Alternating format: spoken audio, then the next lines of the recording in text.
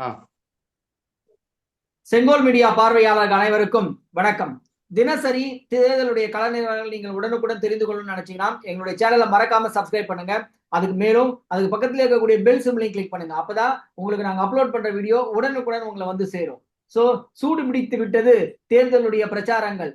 தலைவர்கள் மட்டுமல்ல, பொறுப்பாளர்கள் மட்டுமல்ல, தேர்தல் ஆணையமும் அதி தீவிரமாக களத்தில் இறங்கிவிட்டது என்றே நாம் சொல்லலாம்.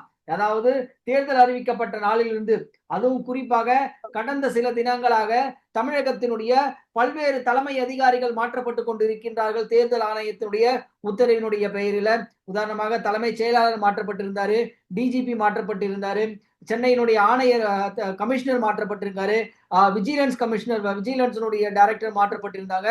இந்த நேரத்துல பொதுவாகவே திமுக வந்து திமுகவுடைய மு.க. ஸ்டாலின் அவர்கள் வந்து பாத்தீங்கன்னா கதி கலங்கி போய் பதற்றத்துடன் அறிவிப்புகளை இந்த தலைமை அதிகாரிகள் மாற்றுவதற்கு மிக கடுமையான எதிர்ப்பினை தெரிவித்து வருகின்ற இந்த நிலையில குறிப்பாக லஞ்ச ஒழிப்புத்துறையினுடைய இயக்குனர் மீது இயக்குனரை மாற்ற வேண்டும் என்பதற்காக மாற்றம் செய்யப்பட்ட லஞ்ச ஒழிப்புத்துறையினுடைய அதிகாரியை மீண்டும் மாற்றுவதற்காக அவங்க மனு கொடுத்திருந்தாங்க. திடீர்னு பாத்தீங்கன்னா சந்தீப் மிட்டல் வந்து ஒரு சில பொறுப்புகள் இருந்து விடுவிக்கப்பட்டிருக்கார். என்னதான் நடந்து கொண்டிருக்கின்றது? தேர்தல் ஆணையம் ஒரு சில பொருட்கள் இல்லைங்க. ஆக்சுவலா அவர் வந்து முதல்ல வந்து சட்டம் ஒழுங்கு அப்படிங்கிற கான்செப்டை கவனத்துல வச்சுக்கிட்டு தான் என்ன பண்ணாங்க, தலைமைச் செயலாளரை முதல்ல மாத்தினாங்க. சரிங்கய்யா. தலைமைச் செயலாளர் மாற்றும் போது என்ன பண்ணாங்க, விஜிலன்ஸ் டைரக்டரை மாத்தினாங்க. சரிங்க. விஜிலன்ஸ் டைரக்டரை மாற்றும் போதுதான் அந்த ஆசீர்வாதம் இருந்தார் இல்லைங்களா, பிளஸிங். பிளஸிங் வந்து அவரை வந்து எடுத்துட்டு அவருக்கு பதில் வந்து என்ன பண்ணாங்கன்னா அவரை சந்தீப் வந்து போட்டாங்க. சந்தீப் மிட்டலை இப்ப ஒரு அவர் சில வந்து பொறுப்புகள் வந்து விடுவிச்சு இருக்காங்க. இதற்கிடையில திரும்பியும் வந்து அவரு அருண் ஐபிஎஸ் அவரை வந்து மாத்திட்டு இன்னைக்கு காலையில 11 மணிக்கெல்லாம் அவர் வந்து ரிலீவ் ஆயிடணும்னு சொல்லிட்டாங்க. ஆமா, அருண் ஐபிஎஸ் மாற்றுறது மட்டும் இல்ல, அவரு தேர்தலுடைய எந்த செயல்பாடுகளையும் தலையிடக்கூடாதுன்னு ஒரு அதி தீவிரமான உத்தரவையும் பேர்ல மாற்றிருக்கிறாங்க. விஷயத்துல எலெக்ஷன் ஓரியன்டா எதுலையுமே அவர் தலையிடக்கூடாது அப்படின்னு சொல்லி ஆர்டர் போட்டாங்க. இப்ப வந்து அவரு மிட்டல் வந்து பாத்தீங்கன்னா ரெண்டு இடங்களுக்கு போட்டாங்க. சந்தீப் மிட்டல் வந்து 2 இடங்களுக்கு போட்டாங்க. அவரு ஆயுதப்படைக்கும் போட்டாங்க, பிளஸ் வந்து விஜிலன்ஸுக்கு போட்டாங்க. ஆமா, இப்போ இந்த விஜிலன்ஸுக்கு போட்ட உடனே என்ன ஆயிடுச்சுன்னா வந்து திமுக சைட்ல அலர்ட் ஆயிட்டாங்க. அவ்வளவு பயம் சார். அலர்ட் அவங்களுக்கு இவ்வளவு பெரிய லெட்டர் எல்லாம் கொடுக்கல. அவர் அருணை மாத்தினாங்க, லெட்டர் கொடுக்கல. அவர் தலைமைச் செயலாளர் மாத்தினாங்க, லெட்டர் கொடுக்கல. இதுக்கெல்லாம் லெட்டர் கொடுக்காதவரு இப்ப வந்து என்ன பண்றாங்கன்னா, விஜிலன்ஸ் இவங்களுக்கு சம்பந்தமே இல்லாத ஒரு விஷயம் உலகத்தை பொறுத்தன மட்டும். ஆனா அவங்களுக்கு சம்பந்தம் எல்லாருக்கும் தெரியும். தெரிந்தவர்கள் இல்ல மக்கள் நினைக்கிறாங்க. அவங்க எங்க ஏதோ எங்க அப்பா குதிரைக்குள்ள இல்லங்கிற கதையா அவரு முன்னாடியே போட்டாங்க. அவர் ஒண்ணும் பெரிய ஆக்ஷன் எல்லாம் எடுக்கல போல வரல. இன்சார்ஜ் எடுத்தாரா எடுக்கலையானே இன்னும் கூட தெரியல. அதுக்குள்ள இப்பதான் ஆர்டர் வந்திருக்கு. அவர் இன்சார்ஜ் எடுத்துட்டாரு அப்படின்னு இவங்க நினைச்சு என்ன பண்ணிட்டாங்க, அவரு வந்து ஆர்டர் எடுத்தாரு, நீங்க வந்து அவர் வந்து நீங்க இதுக்குள்ள போடக்கூடாது, நீங்க வந்து விஜிலன்ஸ் அவரை போடக்கூடாது அப்படின்னு சொல்லிட்டாங்க. விஜிலன்ஸ்ல அவரை போட்டா என்ன போடாங்கட்டி உங்களுக்கு என்ன? அதுவும் தேர்தல் நடந்துக்கிற நேரத்துல விஜிலன்ஸ் கமிஷனர் என்ன பண்ணிடும், ஒருவேளை பயமோ, ஒருவேளை பழைய வழக்குகளை தேர்தலுக்கு முன்னாடியே எடுத்துருவாங்க. விஜிலன்ஸ்ல வந்து எத்தனை கேஸ போட்டுடுறாங்க. அந்த கேஸ போட்டு எடுத்துட்டு போயிட்டு அதெல்லாம் வந்து ஒரு மாவட்ட வாரியா இருக்கிற விஜிலன்ஸ்ல எடுத்து பாத்தீங்கன்னா ஒரு வருஷத்துக்கே என்ன ஒரு 60 கேஸ் 70 கேஸ். அதுவே ரொம்ப ரொம்ப கஷ்டம். அவ்வளவு கூட போட மாட்டாங்க. ஒரு 15 20 கேஸ் 30 கேஸ் அவ்வளவுதான் போடுவாங்க. அப்படி இருக்கும்போது இதுல விஜிலன்ஸ் எவ்வளவு கேஸ் போட்டுற போறாங்க, என்ன கேஸ் போட்டுற போறாங்க அப்படிங்கறத மக்களுடைய கேள்வி. ஆனால் இவங்களுடைய விஷயம் என்ன, விஜிலன்ஸ்ல வந்து இப்போ வந்து போட்டால் விஜிலன்ஸ்ல வந்து இருந்த டைரக்டரை எடுத்துட்டு வேற டைரக்டரை போஸ்ட் பண்ணும்போது இவங்களுக்கு டைரக்டா அவரு அமைச்சர் நேரு பேர்ல வந்து டைரக்டா எஃப்ஐஆர் போட்டுருலாம். இப்ப ஏன்னா எஃப்ஐஆர் போடாம வச்சுட்டு இருக்காங்க. எஃப்ஐஆர் டைரக்டா போட்டுட்டால் எஃப்ஐஆர் வந்து தமிழ்நாடு கவர்மெண்ட் தான் போடணும். ஏன்னா அமைச்சர் என்பவர் ஒரு அரசாங்க ஊழியர், எம்எல்ஏ ஊழியர். இருந்தாலும் அப்போ அவர் ஏற்கனவே வந்து நீதிமன்றமே அவர் அவர் மேல மேல வழக்கு தொடர்க்க சொல்லி தானே சொல்லி இருக்கு ஆக்சுவலி நீதிமன்ற விசாரணையிலேயே கூட. நீதிமன்றம் சொல்லியும் இவங்க வந்து பிரைமா பேசி இல்ல இது இல்ல இது இல்லைன்னு அப்படி இழுக்கு அடிச்சுக்கிட்டே இருந்தாங்க. பிரைமா பேசி எல்லாம் இருக்கு போடுங்கன்னு சொல்லிட்டாங்க. சொன்ன பிறகும் இவங்க ஏதோ காரணங்கள்லாம் சொல்லி சொல்லி சொல்லி சொல்லி அதுவும் ஒரு மொக்கையான காரணங்களா சொல்லிட்டு வந்தாங்க. நாங்க அப்படி அனலைஸ் பண்றோம், இப்படி அனலைஸ் பண்றோம், இந்த இத்தனை டிகிரில வச்சு பாக்குறோம், அத்தனை டிகிரில வச்சு போறேன்னு. நீ எந்த டிகிரில வச்சு பண்ண வேணாம், எஃப்ஐஆர் போடுன்னு சொல்லிட்டாங்க. அதன் பிறகு அவங்க போடலன்னு இப்ப இவங்க வந்த உடனே எல்லாத்தையும் மாற்றும் போது இவர் மிட்டல் வந்த உடனே இவங்க வந்து கவர்மெண்ட் வந்து காபந்து அரசாங்கம் பயந்துட்டாங்க. சரி நம்ம பேர்ல பிரச்சனை பண்றதுக்காக தான் இவங்களை எல்லாம் மாத்துறாங்க. ஏன்னா உள்துறையில வேற மாத்திட்டாங்க, உள்துறை செயலாளர் ஆக்ஷன் எடுக்க போறாங்கன்னு அவசர அவசரமா அவர் என்ன பண்ணாரு, டிஆர் பாலன் என்ன பண்ணாரு, இன்னைக்கு ஒரு லெட்டர் ஒண்ணு எழுதினாரு. எதுக்கு இவங்களுக்கு எலெக்ஷன் கமிஷனுக்கு கடிதம் கொடுத்திருக்காரு. அந்த கடிதம் இந்த மாதிரி வந்து இவங்க வந்து ஆமா இவர் வந்து ஆர்எஸ்எஸ் காரு, நீங்க இவரை இதுல போடக்கூடாது அப்படின்னு. அவங்களுக்கு ஒன்றும் பிரச்சனை இல்லை. அவங்களுக்கு 2-3 நாளா இவரு எதுவும் பண்ணல. இவரு பண்ணிட்டாரா இல்லையா, இன்சார்ஜ் எடுத்தாரா இல்லையான்னு தெரியல. ஆனா 2-3 நாளா ஒண்ணும் நடக்கல, அவங்க போட்டே ஒண்ணும் நடக்கல. அதனால இது இன்னும் சௌகரியமா போச்சு. அடுத்து புதுசா யார் வராங்களோ முத கையெழுத்தே வந்து எஃப்ஐஆர் கையெழுத்தா தான் இருக்கும். ஓகே, டிஆர் பாலு அவர்கள் குடித்த கடிதத்தின் பெயரில் தான் தேர்தல் ஆணையம் வந்து நடவடிக்கை எடுக்க மிட்டல் அவர்களை வந்து இன்னைக்கு விடுப்பிருக்காங்கன்னு சொல்ல வரீங்களா? அப்படின்னா அது வந்து ஒரு நாங்களே எதிர்பார்த்துட்டு இருந்தோம். வந்தாரு 2-3 நாளா ஒண்ணும் எஃப்ஐஆர் போடல, எதுவும் பண்ணலன்னு எதிர்பார்த்துட்டு இருந்தோம். இவங்களா பார்த்து வேற கேக்குறாங்கன்னு கூட இருக்கலாம். ஓகே, சோ அப்ப அடுத்து வர அதிகாரி ஆமா சோ அப்ப அடுத்து சோ இப்ப இந்த விஜிலன்ஸ் கமிஷன் விஜிலன்ஸ்னுடைய டைரக்டர் கோர்ட் ஆர்டருங்க. கோர்ட் ஆர்டர் இருக்கும்போது என்ன இருக்குது, இவங்க சொன்னாங்க அவங்க சொன்னாங்க என்ன கிடையாது, கோர்ட் ஆர்டர் இருக்கு, கோர்ட்ல போயிட்டு ஆர்டர் வாங்கிக்கோங்க. அப்ப தேர்தலுக்கு முன்னாடி எவ்வளவு என்ன மாதிரி நடவடிக்கைகளோ மேற்கொள்ளப்படும் லஞ்ச ஒழிப்புத்துறை அதிகாரிகளால் ஆளும் திமுக பாதுகாப்பு அமைச்சர் அரசாங்கத்துக்கு எதிராக நீங்க சொல்ல வரீங்க இல்லைங்களா? அரசாங்கத்துக்கு எதிராக இல்லைங்க, உப்பு தினமும் தண்ணி குடிக்க போறான், தப்பு பண்ணுவோம் தண்டனை குற்றம் சாட்டப்பட்டவர்களுக்கு எதிராக சொல்லி சொல்றாங்க. பிரேம பேசி இருக்குன்னு சொல்றாங்க, அந்நிய செலவாணி குடிச்சிருக்காங்க. இடி உள்ள வரும், இடி உள்ள வந்த உடனே எஃப்ஐஆர் போட உடனே இடி உள்ள வரும், இடி உள்ள வந்த உடனே சிபிஐ உள்ள வரும், வருமான வரித்துறை வரும், எல்லாம் ஒருத்தரா வருவாங்க. இன்னைக்கே பாருங்க, இன்னைக்கு எத்தனை இடத்துல திரும்ப வருமான வரித்துறை வந்து ரைடு 20 இடங்கள்ல. துணிக்கடை ஒரு துணிக்கடை விடல, பெரிய பெரிய துணிக்கடைகள் தமிழ்நாட்டுல எங்கெங்கெல்லாம் ராமநாதபுரம் அங்க எங்கெங்கெல்லாம் பெரிய பெரிய துணிக்கடை இருக்குதோ ஒரு துணிக்கடை உள்ள எல்லாம் உள்ள இறங்கி ஸ்வீட் பாக்ஸ் தேடி நிக்கிறாங்க. ஸ்வீட் பாக்ஸ் வைக்க முடியாது, எந்த நகை கடையிலயும் ஸ்வீட் பாக்ஸ் வைக்க முடியாது. அடிப்படையில துணி கடைகளும் நகை கடைகள்லயும் பதுக்கி வைக்கப்பட்டிருக்கின்றது பணப்பெட்டிகள் அடிப்படையில. இனிமே எத்தனை கொடுத்தா ஐயா இங்கெல்லாம் எத்தனை வராதுங்க ஐயா, ரைடியா போனா வரும், நீங்க வேற எங்கேயாவது கொடுத்து வச்சுக்கோங்கன்னு சொல்லுவாங்க. ஓகே, சோ இது ஒரு இடத்துல ஒரு ஜவுளி கடை ஆரம்பிக்கிறான், பாத்தீங்கன்னா அடுத்த வருஷமே 4 ஜவுளி கடை ஊருக்கு திறக்கிறான். எங்க இருந்து வருது காசு? எத்தனை ஊர் நாட்டுல ஒரு ஜவுளி கடை வச்சான்னா அந்த ஜவுளி கடையை வச்சு குடும்பத்துக்கு சோத்தை போட்டு எல்லாத்தையும் பண்ணி கடனை அடிச்சு கிடிச்சு முடிக்கிறதுக்குள்ளேயே 20 வருஷம் ஆயிடும். இவங்களுக்கு மட்டும் எங்க இருந்து வருது? ஒரு வருஷம் 4 இடத்துல எப்படி ஜவுளி கடை இருந்தது? உண்மைதான். 4 இடத்துல எப்படி பேங்க் கடை இருந்தது? இன்னைக்கு சிஆர்பிஎஃப்ல இருந்து மொத்த பேரும் தூக்கிட்டு AK-47 தூக்கிட்டு வந்து வேலையை முடிச்சுட்டாங்க, துப்பாக்கியோட வந்து வேலையை முடிச்சாங்க. வெளியிடப்படல, ஆனா வந்து 20 இடங்களுக்கு மேல இன்னைக்கு வந்து ரைடு. சோ ஒர்க் வந்து ஸ்டார்ட் ஆயிடுச்சுங்க. இதுக்கு மேற்பட்டு ஒன்னும் பண்ண முடியாது.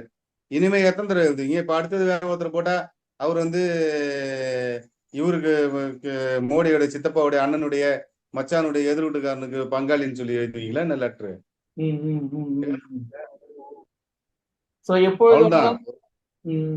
அந்த ஆப்ஷன் போயிடுச்சு. இதுக்கு மேற்பட்ட லெட்டர் எதனா லெட்டர் தூக்கி மூஞ்சி மேல அடிக்கும். தூக்கின்னு வாடி, அவங்களுக்கு வேலை வெட்டி இல்லைன்னு. அவ்வளவுதான். இதுக்கப்புறம் யாரு போடுறாங்களோ அவங்க வந்து as per court order. Court order வந்து ஃபாலோ பண்ண வேண்டியது ஒரு அதிகாரியுடைய கடமைங்க. ஒரு வாங்க சம்பளத்துக்காக தானே பண்ணணும். சோ நீதிமன்றத்தினுடைய உத்தரவின் பேரில வழிகாட்டுதலின் பேர்ல குற்றவாளிகள் மீது எப்பொழுது வேணாலும் எஃப்ஐஆர் பதிவு செய்யப்படலாம், கைது செய்யப்படலாம் என்பதுதான் உங்களுடைய ஸ்டேட்மெண்ட். நீதிமன்றம் சொல்லலைன்னா நமக்கே ரைட்ஸ் கிடையாது பேசுறதுக்கு. நீதிமன்றம் சொன்னதுனால நம்ம அதை பத்தி பேசுறோம். நீதிமன்ற உத்தரவு இருக்குது, உத்தரவு வந்து ஃபாலோ பண்ணுங்கன்னு சொல்றோம். இது வந்து தேர்தலை முன்னிட்டு பழிவாங்கும் நடவடிக்கையா தானே இதை திமுக வந்து பிரகடனப்படுத்துவாங்க. இது அவர்களுக்கு ஒரு அனுதாபத்தை ஏற்படுத்தும். இந்த நேரத்துல அவர்களுக்கு முன்னாடி 3 மாசம் எல்லாத்தையும் வெட்டிட்டு இருந்தீங்க. அப்புறம் நம்ம கேட்போம்ல. அப்ப நீங்க கேட்கும்போது ராத்திரி 10 மணிக்கு காண்டாவதா இல்லையா? 3 மாசமா என்னத்த நொட்டிட்டு இருந்தேன்னு கேட்போமா கேட்க மாட்டோமா? உன்னை எப்ப போட சொன்னாங்க எஃப்ஐஆர்? இப்பதானே தேர்தல். உன்னை எஃப்ஐஆர் எப்ப போட சொன்னாங்க? இவ்வளவு நாள் என்ன பண்ணிட்டு இருந்த? என்ன பண்ணிட்டு இருந்த?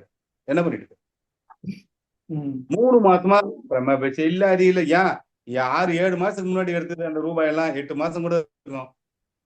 என்ன பண்ணிட்டு இருந்த? கவர்மெண்ட்ல வேலை பாக்குறாரு, கவர்மெண்ட் சம்பளம் வாங்குறாரு, ஒரு மினிஸ்டரா இருக்காரு, விஜிலன்ஸ்ல கேஸ் ஃபைல் பண்ணு, வருமானத்துக்கு அதிகமா சொத்து வந்திருக்குது, எங்க இருந்து வந்திருக்குதுன்னு தேடுன்னு சொல்லி கோர்ட் சொல்லுது. எல்லாரும் சொல்றாங்க. இன்னைக்கு தேர்தல் 6 மாசம் முன்னாடி என்ன தேர்தல் இருந்துச்சு உனக்கு? என்ன பண்ணிருந்த? சொல்லுங்க. இப்ப நீங்க தானே கேட்டீங்க இந்த கேள்வியை, சொல்லுங்க. ஆமா, இது தேர்தல் அவர்களுக்கு சாதகமாக பயன்படுத்தினாங்கன்னா இது வந்து ஒரு பழிவாங்கும் நடவடிக்கை தேர்தல் கிட்ட வரும்போது திருப்பி நடவடிக்கை கேட்டாங்கன்னா தேர்தல் வந்துருச்சு, தேர்தலுக்கு முன்னாடி என்னையா வெட்டிட்டு இருந்த, அதுக்கெல்லாம் எதுவும் பதில் வாய் திறந்து எதுவும் பதில் சொல்ல மாட்டாங்க. இது நாடா இது. நாட்டு மக்களும் அதான் ஒரு காலத்துல அந்த ஈரவங்க சொல்லிட்டு போச்சு, இந்த நாட்டு மக்கள் நாசமா போட்டுட்டாங்க. இல்ல கொஞ்சமாவது என்ன மண்டையில மூளை இருக்கா? 6-7 மாசத்துக்கு முன்னாடியே வந்து அந்நிய செலவான்ல இருந்து எல்லா காட்சியும் பிடிச்சாச்சு. இவ்வளோ காலம் போடுறாங்க. இது கோர்ட்டுக்கு போய் கோர்ட்டே காரியத்துக்கு போடியா, எஃப்ஐஆர் போடியா அப்படின்னு சொல்லி இன்னும் போடாம உட்காந்துருக்காங்க. தேர்தல் ஆணையம் வந்து அவங்களுக்கு எல்லாத்தையும் மாற்றும் போது அவர் வந்த உடனே அதெல்லாம் பெண்டிங் இருக்கிற ஒர்க் எல்லாம் பண்ணதான் செய்வாங்க. தேர்தல் இருக்குன்னா பண்ணக்கூடாதா? பண்றதே தேர்தல் ஆணையம் தான் பண்றாங்க. அப்ப எல்லாத்தையும் பார்ப்பாங்க என்னென்ன பெண்டிங் இருக்குது. கோர்ட் ஆர்டர் இருக்கு, கோர்ட் ஆர்டர் நீங்க ஃபாலோ பண்ணலன்னா கண்டெம்ட் ஆயிருங்க. நாளைக்கு அவர் போய் நிப்பாரா? விஜிலன்ஸ் டைரக்டர் தான் போய் நிக்கணும். தேர்தல் இருக்குதுங்க, அது இருக்குதுங்க, இது இருக்குதுங்கன்னு இன்னைக்கு நொட்ட பேசுறவங்க வர போறானா கோர்ட்டுக்கு? கோர்ட்டுக்கு வந்து பேச போறாங்க. விஜிலன்ஸ் அதிகாரிகளுக்கு கண்டெம்ட் போட்டாங்கன்னா விஜிலன்ஸ் டைரக்டர் தான் போய் நிக்கணும். அவங்க ஆளுங்க தான் போய் பதில் சொல்லணும். இவங்கெல்லாம் பதில் சொல்லுவாங்களா? அதுக்கு ஒழுங்கா இருந்திருக்கணும். அதுக்கு நீ கவர்மெண்ட்ல வேலை பார்க்குறோம், ஒழுங்கா இருந்திருக்கணும். கவர்மெண்ட்ல அமைச்சரா இருக்கிறல்ல, அப்போ ஒழுங்கா இருந்திருக்கணும். தப்புன்னா அப்பயே நீ கிளியர் பண்ணிருக்க வேண்டியதானே? 6 மாசமா கிளியர் பண்ண வேண்டியதானே? என்ன பண்ணிருந்த? எலெக்ஷன் வருதுன்னு தெரியுதுல்ல, எலெக்ஷன் வரதுக்கு முன்னாடியே மேல எந்த தப்பும் இல்லைன்னு நீ கிளியர் பண்ணிருக்க வேண்டியது தானே? சொல்லுங்க, கிளியர் பண்ணிருக்க வேண்டியது தானே? சும்மா எப்ப பார்த்தாலும் பிஜேபி சரியில்லை, தேர்தல் ஆணையம் சரியில்லை, அவங்க சரியில்லை, இவங்க சரியில்லை, கவர்னர் சரியில்லை, கவர்னர் போனாருன்னா பின்னாடி இருந்து போயான்றது. அனைத்துக்குமே பிஜேபி மட்டுமே ஒரு டிரான்ஸ்பர் ஆர்டர் போட்டாலும் சரி, ஒரு போஸ்டிங் ஆர்டர் எதை பண்ணாலும் கவர்னருடைய உத்தரவுப்படிதான் நான் செய்யறேன் நீ சொல்லிட்டு நீ போட்டுட்டு இருக்க. ஒரு அப்பாயின்மெண்ட் எப்படி போடுறாங்க இன்னைக்கு வேலையில இருக்கிறவங்க எல்லாம்? எந்த இதுல ஒரு ஆர்டிகல் 309ல கவர்னருக்காக ஐஏஎஸ் ஆர்டர்ல கையெழுத்து போடுவாரு, ஆர்டிகல் 309.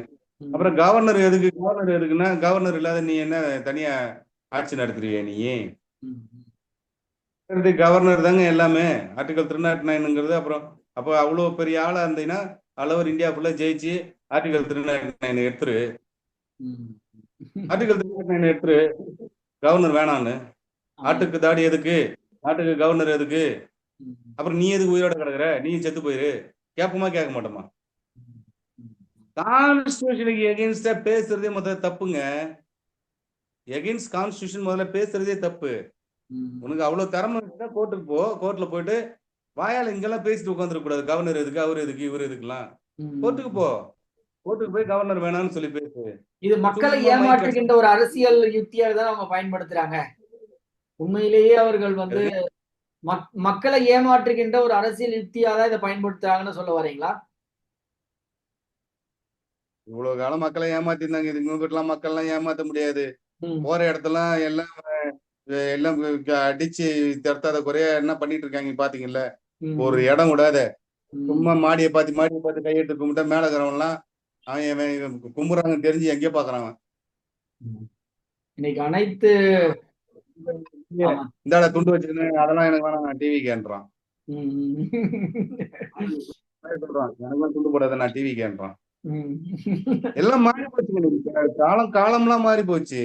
முன்ன மாதிரி எல்லாம் இல்ல. இன்னும் பழைய டெக்னிக்கே உனக்கு கவர்மெண்ட்ல ஒரு ஒரு பொசிஷனை கொடுத்து உனக்கு கையில கவர்மெண்ட்டை கொடுத்தாங்களே, அந்த கவர்மெண்ட்டை காப்பாத்திக்கிறதுக்கு உனக்கு வக்கு துப்புதுச்சு அவனுக்கு. நீங்கெல்லாம் உங்கள்ட்ட எல்லாம் கவர்மெண்ட் கொடுத்தா முதல்ல என்ன பண்ணுவீங்க? எல்லாருக்கும் என்னென்ன பண்ணுவோம் பண்ணிடு.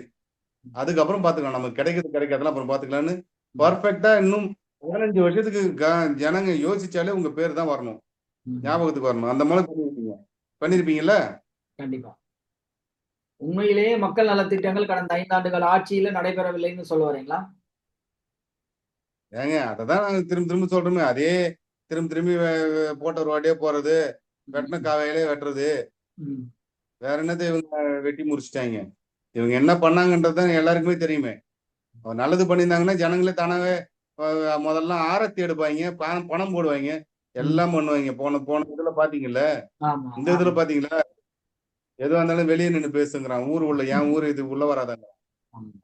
வேட்பாளர்களையே என் ஊருக்குள்ள ஊர் விடுறது இல்ல. கொடிகளை கூட நடுவதற்கு அனுமதி தருவதில்ல. அது மாதிரிதான் நம்ம ஒரு ஒரு ஊர்களுடைய பிரச்சாரங்களையும் டிஎம்கேவுக்கு வந்து கடுமையான எதிர்ப்பு கிராம மக்கள் இடத்துல இருந்து வருது நம்ம பார்க்க முடியுது. மக்கள் வந்து மக்களை வந்து முட்டாளெல்லாம் நினைக்க கூடாதுங்க. ஏதோ நீ ஒரு மைனாரிட்டி கம்யூனிட்டி, அதனால ம், வந்து நீ வந்தீங்கன்னா ஏதோ பயந்து ஆட்சி பண்ணுவ அப்படின்னு தான் உனக்கு ஓட்டு போட்டது. ஓப்பனா ம், சொல்றேன் நான் இன்னைக்கு. ம், ஒரு மைனாரிட்டி கம்யூனிட்டி, அதனால வந்தீங்கன்னா ஏதோ பயந்து ஆட்சி பண்ணுவேன், எல்லாருக்கும் நல்லது பண்ணுவேன்னு நினைச்சாங்க. ம், மெஜாரிட்டி கம்யூனிட்டிக்காரனே நல்லா பண்ண பொழுது மைனாரிட்டி கம்யூனிட்டிக்காரன் நீ வந்து எல்லாரும் அடிக்கிறதும் உதைக்கிறதும் நாசம் பண்றதும் அங்கங்க கஞ்சா விற்கிறதும் சாராயம் விற்கிறதும் என்னென்ன பண்ணுமோ எல்லாத்தையும் பண்ணிக்கணும், உன்னால ஒரு ஆளுமையே இல்லை ம், அப்படிங்கிற நிலைமை வரும்போது அப்புறம் பாக்குறாங்க ஜனங்க. இதை விட மெஜாரிட்டியா இருக்கிறவனே பரவாயில்ல பொழுது, அவனாவது நமக்கு நல்லது பண்ணுவான். ம், மைனாரிட்டின்னு சொல்லிட்டு இவங்க உள்ள வந்து வேஸ்டா எல்லாத்தையும் வீணாக்குறாங்க அப்படிங்கிற மாதிரி மக்கள் முடிவு பண்றாங்க. ம்.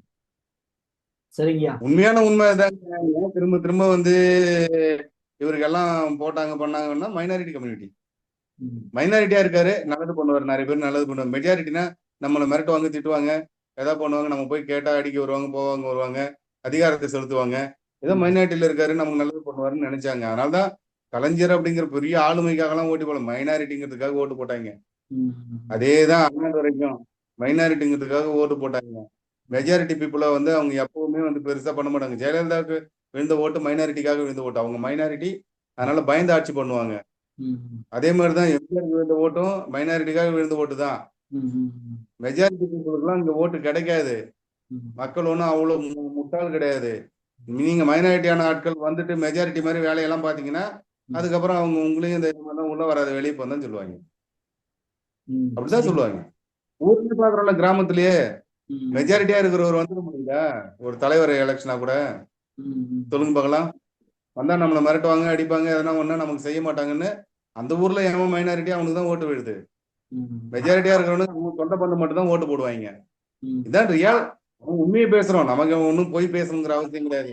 ம். உண்மையான உண்மை நிறைய பேர் பேச மாட்டாங்க, நம்ம பேசுறோம், அவ்வளவுதான். சரிங்க சார். தகவல்களுக்கு ரொம்ப நன்றி. ஸோ சுவாரஸ்யமாக தேர்தலுடைய பிரச்சாரங்கள் வந்து போய்கிட்டு இருக்கு. ஸோ ஒவ்வொரு நாளும் ஒரு ஒரு புதுமையான அதிரடி திட்டங்களுடன் தேர்தல் ஆணையம் இன்று தமிழகத்தினுடைய தேர்தலை நடத்துவதற்கான நடவடிக்கைகளை மேற்கொண்டுகின்றது. தொடர்ந்து பொறுத்திருந்து பார்ப்போம். இன்னும் சுமார் ஒரு 10 தினங்கள் இருக்கின்றன. இந்த 10 தினங்களில் என்ன வேணாலும் நடக்கலாம். தேர்தல் ஆணையம் எந்த வகையான ஒரு அதிகாரத்தினுடைய உச்சத்திற்கும் சென்று இந்த தேர்தலை சரிவர நடத்த வேண்டும் என்கின்ற உத்வேகத்துடன் செயல்பட்டு கொண்டிருக்கின்றது.